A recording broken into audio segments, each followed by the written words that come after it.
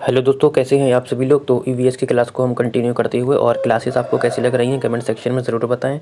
Class के बाद class की पीडीएफ और अन्य जितनी क्लासेस हो चुकी हैं उनकी PDF, CTET model paper 1, ancient history average की ईबुक आपको टेलीग्राम चैनल पे अपलोड कर दी गई है, तो आप लोग वहाँ से डाउनलोड कर सकते हैं।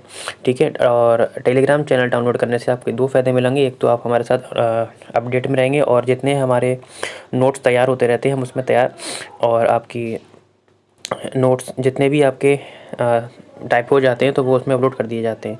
और अभी जल्दी में ही उसमें राष्ट्रीय और अंतर्राष्ट्रीय जितने भी दिन पर हमारे जो जिस जिस दिन पर जो चीज़ें होती हैं अंतर्राष्ट्रीय स्तर पर और राष्ट्रीय स्तर पर वो भी अपलोड की गई है। तो बेटा आप लोग जल्द जाकर टेलीग्राम चैनल ज्वाइन कर लीजिए। फिलहाल हम क्लास को शुरू करते हैं। आज की क्लास ईवीएस एनसीईआरटी पर आधारित है और शिक्षण भी साथ में है।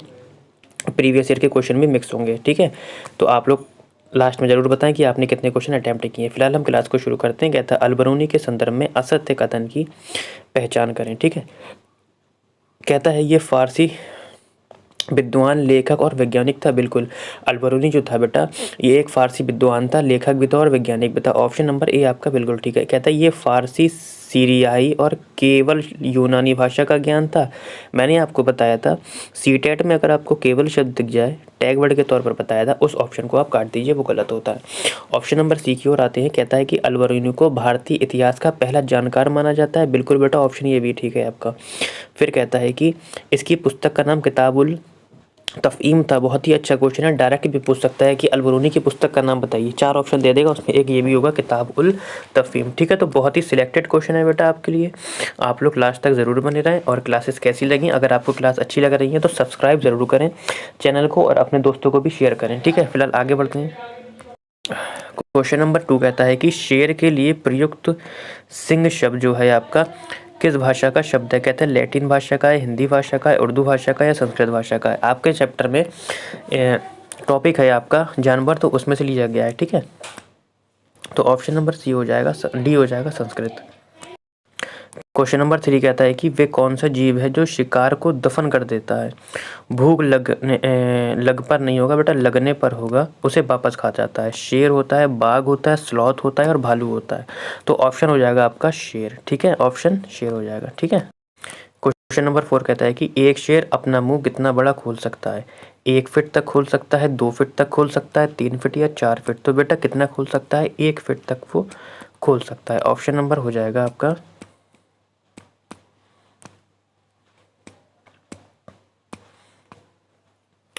पहला वाला। ठीक है, आगे बढ़ते हैं। क्वेश्चन नंबर 5 कहता है कि इग्लू के संदर्भ में असत्य कथन की पहचान करें। कहता है कि ये एक्सिमो शिकारियों का अस्थायी निवास होता है। बिल्कुल बेटा, ये एक्सिमो का क्या होता है, अस्थायी एक निवास होता है। इसकी छत में छेद बनाया जाता है। बिल्कुल बेटा, इसकी छत में छेद बनाया जाता है। ये 4 डिग्री सेल्सियस में बनाया जाता है। नहीं बेटा, ये तो माइनस में बनाया जाता है आपका, है ना, इसलिए ऑप्शन नंबर आपका हो जाएगा तीसरा वाला हो जाएगा। कहता है ये गुंबद के आकार का होता है। बिल्कुल बेटा, ये गुंबद के आकार का होता है। इस तरीके से आपने देखा होगा, इस तरीके से, ये इस तरीके से होता है। ठीक, आगे बढ़ते हैं। क्वेश्चन नंबर 6 कहता है आपका कि झंगोरे की खीर कहाँ के लोगों का प्रसिद्ध भोजन है। कहता है केरल की, मध्य प्रदेश की, राजस्थान की या उत्तराखंड की। ठीक है बेटा, तो कहाँ का है ये झंगोरे की खीर, ये है आपका उत्तराखंड की। ठीक है बेटा, क्लास कैसी लग रही है, और आज के क्वेश्चन का जो चयन किया गया काफ़ी एग्जाम के पॉइंट ऑफ व्यू से इंपॉर्टेंट भी है। तो आप लोग लास्ट में ज़रूर बताएं कि सीरीज़ कैसी थी क्वेश्चन की, और आपने कितने अटैम्प्ट किए हैं और कितने ठीक हुए हैं। क्वेश्चन नंबर 7 कहता है कि भारत के वर्ल्ड मैन ऑफ इंडिया किसे कहा जाता है। डॉक्टर एम एस स्वामीनाथन को कहा जाता है, नॉर्मन बोरलॉग को कहा जाता है, डॉक्टर सलीम अली, या इनमें से कोई नहीं।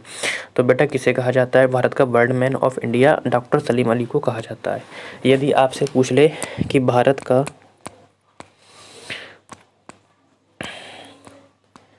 हरित क्रांति का जनक तो किसे बताएंगे बेटा, तो हम बताएंगे डॉक्टर स्वामीनाथन को बताएंगे। ठीक है बेटा, आगे बढ़ते हैं इसी क्रम में हम।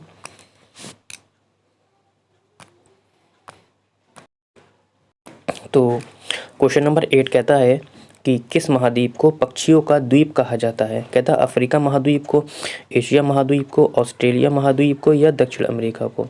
ठीक है, तो किस महाद्वीप को पक्षियों का द्वीप कहा जाता है, तो बेटा किसे कहा जाता है, ऑप्शन नंबर बी हो जाएगा आपका क्या, एशिया का महाद्वीप। ठीक है बेटा, इसी क्रम में हम आगे बढ़ते हैं। क्वेश्चन नंबर 9 कहता है कि कौन सा पक्षी झटके से अपनी गर्दन आगे पीछे करता है। देखो बेटा, ये क्वेश्चन मैं ले भी चुका हूँ, समझा भी चुका हूँ आप लोगों को, लेकिन जो बच्चे हमसे नए जुड़े हैं तो उनके लिए आज एक बार और एक्सप्लेन किया जाएगा, क्योंकि जब ये क्वेश्चन आया था बेटा आपका, तो बच्चों ने ज़्यादातर इसका आंसर, ज़्यादातर नहीं अमूमन 90% लोगों ने इसका आंसर बेटा क्या दिया था, 90% लोगों ने इसका आंसर जो था गलत किया था बेटा। ठीक है, तो कौन सा पक्षी है जो झटके से अपनी गर्दन आगे पीछे करता है, तो अगर झटके से वह कहेगा बेटा, किससे कहेगा, अगर झटके की बात करेगा तो हम क्या लगाएंगे बेटा, मैना लगाएंगे। क्या लगाएंगे, मैना। लेकिन अगर वो ये कहेगा क्वेश्चन में कि ऐसा कौन सा पक्षी है जो अपनी गर्दन 270,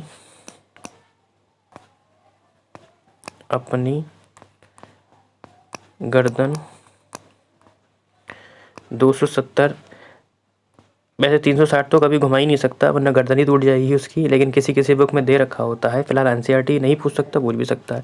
ऐसा कौन सा पक्षी है जो अपनी गर्दन 270 या 360 डिग्री घुमा लेता है। लेकिन जब बेटा घुमाने की बात करेगा, घुमा लेता है, देखो बेटा अगर घुमाने की बात करेगा तब हम बेटा क्या लगाएंगे, उल्लू लगाएंगे, तब हम क्या लगाएंगे, उल्लू लगाएंगे। लेकिन जब वो कहेगा कि पक्षी, ऐसा कौन सा पक्षी है जो अपनी गर्दन झटके से आगे पीछे करता है, कैसे आगे पीछे करता है, झटके से, तब हम क्या लगाएंगे, मैना लगाएंगे। फिलहाल इसका क्वेश्चन नंबर 9 का ऑप्शन हो जाएगा आपका बी हो जाएगा। ठीक है, दोनों क्वेश्चन में कंफ्यूजन नहीं करना। तोता बेटा कैसा रहता है, ये झुंड में रहता है। कैसा, ये जो है आपका झुंड में रहता है। अब कौवा के संदर्भ में आ जाओ। कौवा जो होता है बेटा इलाके के किसी भी पेड़ की सबसे ऊंची डाल पर घोंसला बनाता है। ठीक है, कौवा क्या करता है बेटा, इलाके के किसी भी पेड़ की सबसे ऊंची डाल पर घोंसला बनाता है। लेकिन चील के संदर्भ में भी कन्फ्यूजन होता है, कौवा चील में। चील जो होती है इलाके के किसी भी पेड़ के नहीं, इलाके के सबसे ऊंचे पेड़ की और सबसे ऊंची टहनी यानी कि डाल पर घोंसला बनाती है। ठीक है, तो आज के सेशन का लास्ट क्वेश्चन नंबर 10 कहता है कि कौन सा पक्षी सोते समय अपने टांग ऊपर करके सोता है। कहता है बुलबुल, चरखी, मैना, टिटीहरी। तो ऑप्शन हो जाएगा आपका टिटीहरी। तो बेटा आप बताइए कि 10 में से आपने कितने क्वेश्चन ठीक किए हैं और आज की क्लास कैसे लगा, कमेंट सेक्शन में मुझे ज़रूर जानना है, कि जिससे कि मुझे थोड़ा सा मोटिवेशन भी मुझे मिलता रहा आपकी तरफ से। और आज से आपकी सारी क्लासेस बेटा कंटिन्यू चलेंगी, हिंदी के साथ मैथ भी चलेगी। ठीक है बेटा, और परसेंटेज की क्लास आपको कल परसों से मिलना शुरू हो जाएगी, बिल्कुल 0 लेवल से। ठीक है बेटा, और अगर क्लास अच्छी लग रही है तो आप अपने दोस्तों को भी शेयर कर सकते हैं।